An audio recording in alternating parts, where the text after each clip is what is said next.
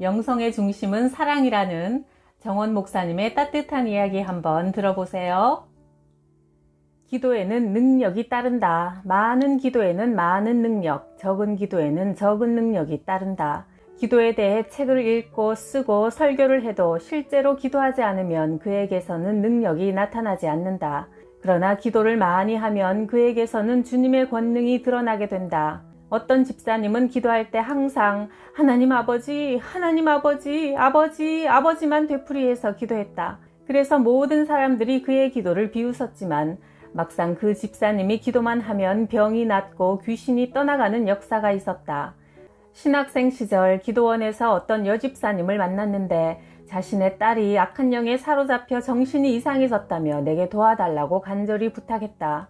나는 여러 번 그 집에 가서 20대 중반인 그녀와 대화도 하고 기도도 해주었는데 내가 집에서 TV를 보고 잡담하다가 그 집으로 가면 그녀는 내게 전혀 위협을 느끼지 않았다. 스스럼 없이 내게 다가와 이야기를 나누고 때로는 비웃기도 했다. 그러나 내가 여러 시간 기도를 많이 하고 가면 그녀는 나를 보자마자 숨어버렸다. 때론 벽에 찰싹 달라붙어 덜덜 떨며 몹시 고통스러워했다. 재미있는 것은 그녀를 위해 누군가 기도해 주러 오면 그 사람이 집에 도착하기도 전에 그녀는 그의 영역을 파악하는 것이다. 누가 온다는 얘기를 들으면 피식 웃기도 하고 어떤 사람의 이름을 들으면 얼굴이 긴장되어 도망갈 궁리를 하기도 했다. 평소에 별로 기도를 많이 하지 않는 사람이 와서 예배를 인도하면 그를 욕하며 공격했고 또 다른 분이 와서 예배를 인도하면 서너 시간 쓰러져 있기도 했고 강력한 영역의 소유자가 인도했을 때는 며칠 동안 탈진 상태에 있기도 했다. 더 재미있는 건 그녀가 좋아하는 교회와 싫어하는 교회가 있다는 사실이다.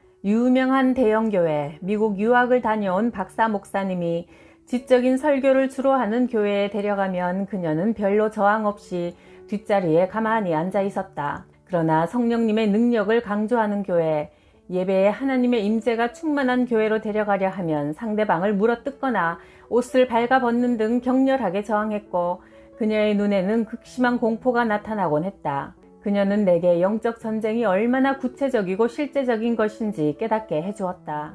우리 영혼이 성령님의 임재와 하나님의 사랑으로 채워지지 않으면 어둠의 영을 이겨낼 수 없다. 예수님의 말씀이 우리 안에 있고 우리가 예수님 안에 머물 때 진리가 우리를 모든 악한 것으로부터 자유롭게 한다. 신학생 시절 나는 어느 교회에 들어가 기도하고 있었다. 그 교회는 서울 도심에 있는 오래된 아름다운 교회였는데 항상 본당이 개방되어 있어 나는 데이트를 할 때나 그곳을 지날 때는 들러서 기도하고 가곤 했다. 한참 기도에 몰두하고 있는데 저 앞에서 기도하는 젊은 남자의 모습이 아주 묘했다. 중얼중얼 욕을 하더니 온몸을 경련하듯이 좌우로 부르르 떠는 게 정상이 아니었다. 호기심이 생겨 가까이 가보니 그는 깨끗한 양복을 입은 미남 청년이었다. 이 새끼들, 나쁜 놈, 죽일 놈들! 욕지거리를 투덜거리는 게 악한 영들에게 시달리고 있는 것 같았다. 나는 경험과 분별력은 부족했지만 열정만은 가득했던 시절이라 덥석 그에게 손을 얹고 기도하기 시작했다. 살아계신 하나님, 이 청년을 불쌍히 여겨주십시오. 예수 그리스도 이름으로 명하노니 악한 영들은 떠나가라. 그런데 내 기도가 시작되자 그는 나를 쳐다보며 비웃기 시작했다. 날 보고 나가라고? 넌 아직 멀었어. 기도가 부족해. 넌 아직 약해. 그 순간 나는 기가 팍 죽었다. 아, 맞아. 나는 아직 멀었어. 기도도 부족하고 능력도 부족하지. 그런 생각이 들자 나는 도망치듯 교회를 빠져나오고 말았다. 그 후 악한 영들을 쫓아내는 경험을 반복하면서 나는 깨닫게 되었다. 악령을 대적하고 내쫓을 때 나 자신의 기도와 영역도 필요하지만 무엇보다 십자가에서 완전한 승리를 이루신 예수님의 이름으로 주님께서 우리에게 주신 권세를 가지고 악한 영들을 쫓아내는 것임을 말이다. 그러므로 영적 승리를 위해 가장 중요한 것은 나 자신의 영적 수준보다 예수님의 말씀을 신뢰하는 믿음을 가지는 것이다. 그런데 나는 그때 주님의 말씀을 신뢰하고 선포하여 대적하지 못하고 악한 영들의 위협과 비웃음에 넘어가 버린 것이다. 내 책을 읽고 한 청년이 우리 교회에 왔다. 그는 일찍부터 영적 현상에 심취해 명상, 수도 등을 많이 했고 명상 중 머리 위로 힘을 받아 몸이 일시적으로 둥둥 떠다니기도 했단다. 공중부양이라는 이 현상은 오랜 기간 수련해야 나타난다고 한다. 그는 그 경험 후에 왠지 두려운 생각이 들어 더 이상 그런 수련을 하지 않았고 이후 3년 동안 교회에 다녔다. 그러나 확신이 없어 다시 불교로 돌아가려고 하다가 내 책을 읽고 주님의 아름다우심을 직접 경험하고 싶어 찾아왔다고 했다. 나는 예배 때마다 성령님이 임하시기를 구하는 기도를 드리고 인도했는데 형제는 예배 참석 3번째인 금요일 밤 기도회 때 주님의 영에 사로잡혀 땅에 쓰러진 채 오랫동안 일어나지 못하고 많이 흐느껴 울었다. 한참 후에 일어난 그에게 나는 물어보았다. 전에 경험했던 기체험과 성령 체험이 어떤 차이가 있나요? 형제가 대답했다. 예전에 기체험 중에도 어느 순간 몸이 가볍게 느껴지고 내가 마치 도가 튼 것 같은 황홀한 느낌이 있었지요. 그러나 왠지 늘 불안했어요. 그러나 성령님이 임하셨을 때는 사랑하는 아버지의 품에 안긴 것 같은 따뜻한 감동이 밀려와 눈물이 나더군요. 정말 이제 나는 더 이상 혼자가 아니구나 하는 그런 감격을 느꼈어요.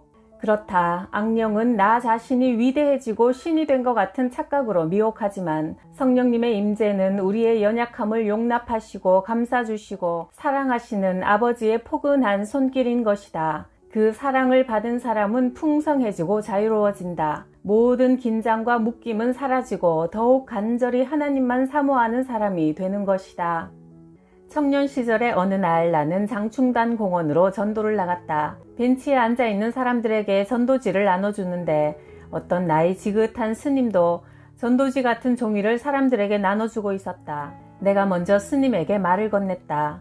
안녕하세요 스님, 날도 더운데 음료수나 한잔 하실까요? 스님은 선선히 고개를 끄덕였다. 좋소, 그렇게 합시다. 공원 중앙에는 간이 매점이 하나 있었다. 내가 음료수 2개를 주문하자 매점 주인이 갑자기 거칠게 내뱉었다. 마귀 새끼야, 무슨 이야기를 하는 거요? 나는 영문을 몰라 주인 아저씨의 얼굴을 쳐다보았다. 네? 마귀 새끼라뇨?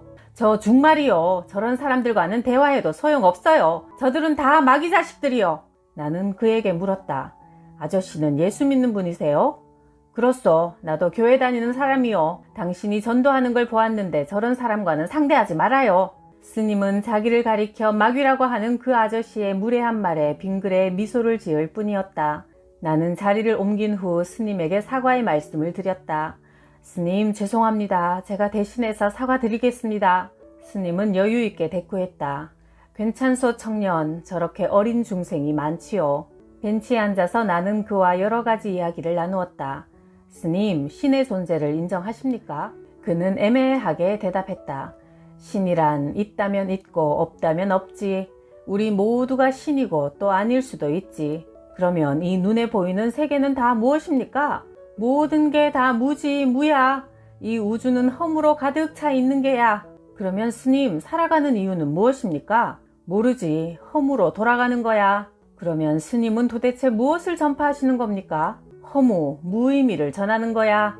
그의 이야기를 듣다 보니 정말 허무한 생각이 들었다. 사람은 참 착하고 좋아 보이는데 저렇게 애매한 인생 철학과 목적을 가지고 살아가며 또 그것을 진리라고 전하고 다니는 모습이 몹시 측은하게 느껴졌다. 그들은 예수님이 우리 인간의 허무한 죄 문제, 죽음 문제를 해결해 주시기 위해 이 땅에 오셔서 대신 죽어주시고 다시 살아나셔서 천국과 구원, 영생을 주신 것을 아직 깨닫지 못하고 있으므로 우리의 구원의 대상이며 사랑의 대상이다. 우리는 사랑과 온유와 겸손과 따뜻함으로 이들에게 진리 되신 예수님을 전하도록 부름받은 것이다. 어떤 형제가 내게 하소연했다. 제 아내에게는 워낙 센 마귀가 붙어 있어서 도무지 예수를 믿지 않습니다. 아내를 위해 기도할 때마다 험상궂은 중의 모습이 보이는데 그 악한 영이 아내가 하나님을 믿지 못하도록 방해하니 어떻게 하면 될까요? 내가 그에게 조언했다. 그 싸나운 중마귀를 쫓아낼 수 있는 비결을 가르쳐 줄게요. 아내를 아주 부드럽고 친절하게 대해주세요. 진심으로 사랑하고 섬기고 백화점에서 고객 감동 서비스를 하듯이 아내 감동 작전을 실천해 보세요. 형제는 어떤 신령한 비법이 있는 줄 기대했다가 실망한 것 같았다. 악한 영들은 사납고 차갑고 거칠다. 그래서 사랑, 온유함, 부드러움, 따뜻함을 마귀는 견디지 못하고 달아나는 것이다. 사랑은 영적 전쟁에서 힘이 센 놀라운 무기다. 정신 차려! 지하철을 타고 가고 있는데 갑자기 전철 통로문이 와락 열리면서 벼락같이 소리를 지르며 한 사나이가 들어왔다. 그는 거칠고 사나운 목소리로 외치기 시작했다. 지금 죽으면 지옥 갈 것들이 겁도 없이 막 살고 있어. 빨리 예수 믿고 구원받아. 천국 가야 될 거 아니야? 50대 정도로 보이는 그는 허름한 양복 차림새로 너무나 살벌하고 무섭게 복음을 선포하고 있었다. 그러자 나이 지긋한 한 남자 승객이 점잖게 제동을 걸고 나섰다. 여보시오, 당신 왜 조용한 차 안에서 큰 소리로 떠드는 거요? 당신이 복음을 전하는 것은 좋은데 왜 남들의 인격을 무시하는 거요? 그러자 무례한 전도자는 곧 반격에 나섰다. 그래? 그럼 네가 해봐. 이게 쉬운가? 아름답고 귀한 복음은 주님의 인격을 닮은 방법으로 전해져야 한다. 예수님은 말씀하셨다. 나는 마음이 겸손하고 온유하니 내 멍에를 메고 내게 배우라. 마태복음 11장 29절. 사랑만이 사람의 마음을 연다. 따뜻함만이 사람의 영혼에 감동을 준다.